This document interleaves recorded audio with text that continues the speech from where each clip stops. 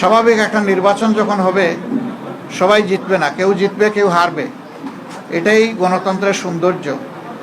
আমাদের দেশে কিছু সংস্কৃতি আছে, আমরা এই সংস্কৃতিকে পাল্টানোর পক্ষে। তবে আমাদের কিছু অবজারভেশন আছে, সেই অবজারভেশনগুলো আমরা জাতির সামনে তুলে ধরার পক্ষে, যাতে ভবিষ্যতে একই অন্যায়ের বা সীমালঙ্ঘনের পুনরাবৃত্তি না ঘটে। বেশ কিছু ঘটনা ঘটেছে, আমরা এগুলা কম্পাইল করছি।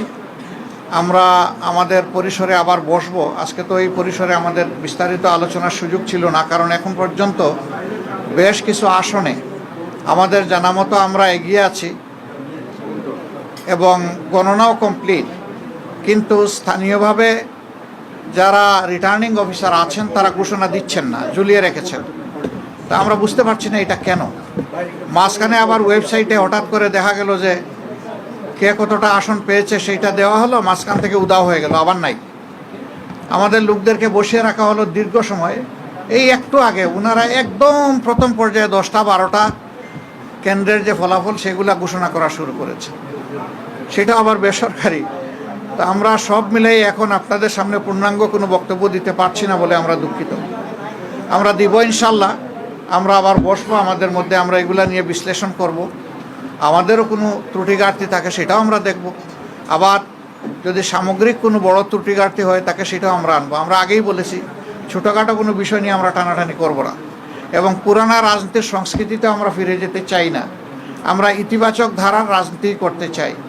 রাজনীতি যদি দেশের মানুষের জন্য হয়, তাহলে যারা রাজনীতি করবেন তাদেরকে এই কথা মেনে নিতে হবে যে পাশ করার গ্যারান্টি নিয়ে কোনো নির্বাচনও হয় না, কোনো রাজনীতি হয় না। আপনি যাবেন মানুষের কাছে আপনার বক্তব্য নিয়ে, মানুষ যেভাবে গ্রহণ করবে, যতটুকু গ্রহণ করবে, তাকে আপনার অভিনন্দন জানানো উচিত। আমরা দেশবাসীকে যতটুকুই তারা আমাদেরকে সহযোগিতা করেছেন এর জন্য আমরা গভীর কৃতজ্ঞতা এবং অভিনন্দন জানাই। আর আমরা আশা করছি যে খুব দ্রুতই সরকার তার অফিসিয়াল রেজাল্ট পাবলিশ করার সাথে সাথে আমরা আবার আপনাদেরকে কষ্ট দেব। তখন আমরা আমাদের চূড়ান্ত দৃষ্টিভঙ্গি জাতিকেও জানিয়ে দেব, আপনাদেরকেও জানিয়ে দেব। তবে আপনারা আশ্বস্ত থাকতে পারেন যে আমাদের দৃষ্টিভঙ্গি হবে ইতিবাচক ধারার রাজনীতি, কল্যাণ ধারার রাজনীতি, মানুষের জন্য রাজনীতি, দলের জন্য রাজনীতি নয়। আমরা বিরোধিতার জন্য বিরোধিতা, ওই রাজনীতি আমরা করব না।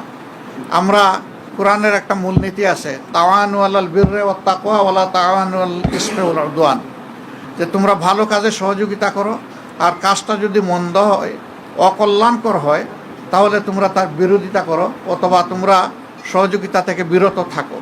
আমাদের মূলনীতি মূলত ওটাই হবে, ভালো কাজে সহযোগিতা থাকবে, মন্দ কাজ যেটা সেটা স্বাভাবিকভাবেই জনগণের অধিকার রক্ষার জন্য আমাদেরকে কথা বলতে হবে। আর আমরা আশা করছি যে বিস্তারিত খুঁটিনাটি বিষয়গুলো আমরা কালকের মধ্যে বা পরশু দিনের মধ্যে হয়তো বা পেয়ে যাব।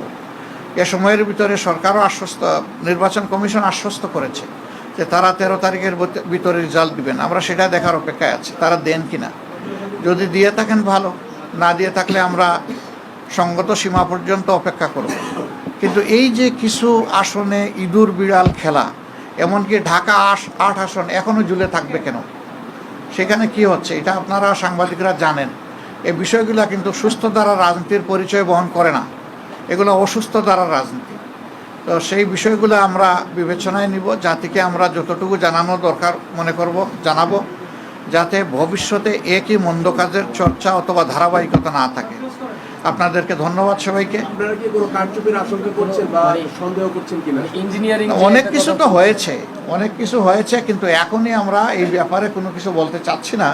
আমরা বলেছি যে সব কিছু ফাইনাল যখন আমাদের হাতে এসে যাবে, আমরা বসে সব দিকের তথ্য নিয়ে, সব দল যারা আমরা 11 দল আছি তাদের নেতৃবৃন্দ আমরা বসবো, বসে সব তথ্য কম্পাইল করে আপনাদের সামনে আমরা। আপনি ইতিবাচকভাবে নেওয়ার কথা বলেছেন, যদি নির্বাচন কমিশন যে ফল ঘোষণা করবে আপনারা সেটা মেনে নেবেন কি? আপনি আমার ইতিবাচক দ্বারা রাজনীতি থেকে যে মেসেজ নিতে চান সেটাই আমাদের মেসেজ।